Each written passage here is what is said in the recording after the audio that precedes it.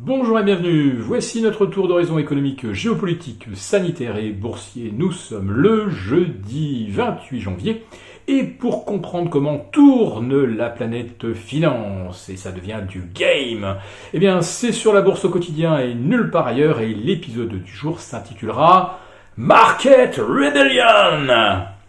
Market Rebellion, c'est peut-être le jeu vidéo qui rencontre le plus grand succès en ces débuts d'année. Oubliez Assassin's Creed, oubliez les blockbusters où on massacre des aliens. Maintenant, on massacre des hedge funds. Et la folie boursière que nous avions hier illustrée avec GameStonk, eh bien, ça continue et ça se répand, c'est complètement viral. GameStop vient d'atteindre les 500 $, c'est-à-dire une capitalisation de 33 milliards de dollars. C'est supérieur à celle d'un autre distributeur qui s'appelle Best Buy. Best Buy, c'est 1,5 milliard de gains chaque année. Et GameStop, c'est 1,5 milliard, mais de pertes chaque année. Mais aujourd'hui, GameStop vaut plus cher que Best Buy. Mais attendez, American Airlines vient d'annoncer 8,9 milliards de pertes pour 2020, dont 2,2 milliards de pertes au quatrième trimestre. C'est un peu moins que les 2,5 milliards que l'on redoutait. Eh bien, tous les gamers se jettent sur ce dossier qui était, c'est vrai, shorté, alors pas autant que GameStop, mais un dossier shorté, et en préouverture, figurez-vous qu'American Airlines s'envole. Non, c'est pas s'envoler, c'est carrément prendre la trajectoire d'une fusée SpaceX. 66% de hausse en préouverture. Autrement dit, les gamers sont là H24 sur les marchés et même en pleine nuit parce que American Airlines avait commencé déjà à grimper.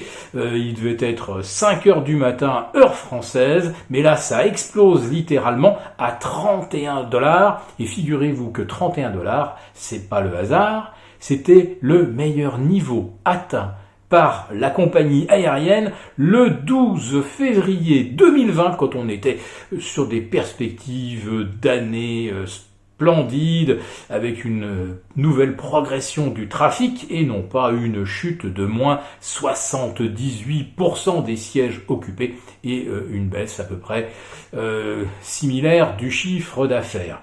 Bon, GameStop, American Airlines, ça vous ennuie peut-être. Alors allez, on va mettre du rock'n'roll avec COS. COS, qu'est-ce que c'est que COS? Eh bien, personne n'en sait fichtre rien, puisque c'est une toute petite micro-cap qui affichait une capitalisation de 16 millions de dollars. Il y a encore 15 jours, ça valait 2,50 $. Et aujourd'hui, eh bien, ça prend plus 200% à plus de 70 $ pour une capitalisation qui aujourd'hui frôle les 75 millions de dollars. Il n'y avait strictement aucun échange quotidien sur COS il y a 10 jours et voilà qu'on échange aujourd'hui des centaines de millions de titres sur une valeur dont on ne sait même pas ce qu'elle fait, ni même si elle a un chiffre d'affaires. Je n'ai même pas pu trouver un rapport d'activité ou la communication de la moindre information financière de cette boîte qui, si ça se trouve, est une coquille vide. Mais voilà que d'un seul coup, eh bien, toute la communauté Reddit, tous les gamers se jettent dessus. Donc voilà, c'est le nouveau jeu vidéo, c'est Market Rebellion.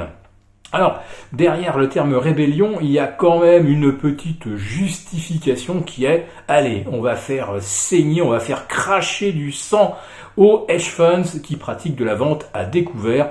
Bon, vous savez que personnellement, je ne suis pas très adepte de la vente à découvert et encore moins de ce qu'on appelle les fonds vautours qui font s'effondrer des titres et des entreprises en faisant circuler de mauvaises rumeurs. Alors des fois, c'est vrai, il y a vraiment des nouvelles qui méritent d'être prises en compte et qui justifient la baisse des titres, mais enfin souvent tous ces fonds vautours en rajoutent et font s'effondrer les cours.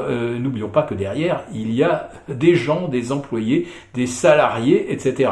Alors derrière COS, je vous rassure, il y a sûrement personne ou deux actionnaires, le fondateur et son épouse. Donc, on assiste à des mouvements de bourse complètement décorrélés du réel.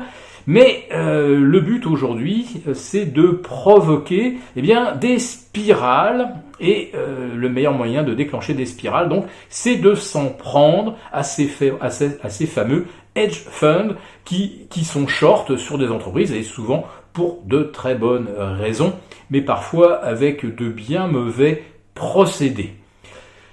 Sinon, les explosions dont nous venons vous parler commencent à effrayer Wall Street. On craint que beaucoup de hedge funds se retrouvent au bord de la faillite, comme Melvin Capital et bien d'autres, et que, étant acculés par des pertes phénoménales sur des shorts qui tournent mal, ils se retrouvent contraints de vendre les entreprises qui, elles, se portent bien et sur lesquelles ils sont longs, notamment des Tesla ou des Apple et autres dossiers qui ont pris 50 à 100% depuis un an. Oui, le Market Rebellion risque de se solder par des ventes contraintes pour éponger des pertes. Et si on commence à voir des titres décrochés, on risque ce qu'on appelle un phénomène de spirale. Beaucoup d'opérateurs qui sont longs et avec des leviers vont se trouver contraints de réduire ces leviers, et surtout si les autorités de marché augmentent les couvertures pour toute spéculation sur des actions qui enregistrent des volatilités de 50 ou 100% en 24 heures. Si cette vidéo vous a plu, n'hésitez pas à mettre un pouce. On vous retrouve demain pour notre live.